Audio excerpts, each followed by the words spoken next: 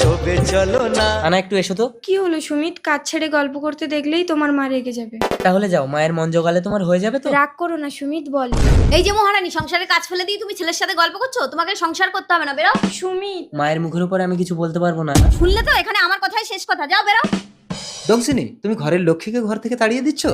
লক্ষ্মী না, এই অলক্ষ্মীকে তাড়িয়ে আমি লক্ষ্মী আনবো ঘরে। আসছি বাবা। বৌমা, মুনমুন আয়। দিদি,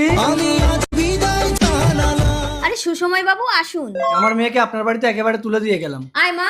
এই সুমিত, আমি কি করব? তোমার যা ইচ্ছে তাই করো মা। শুনলেন তো? তাহলে আমি আসি দিদি। আসুন, চলো মা। আমি এ জীবন রাখবো না।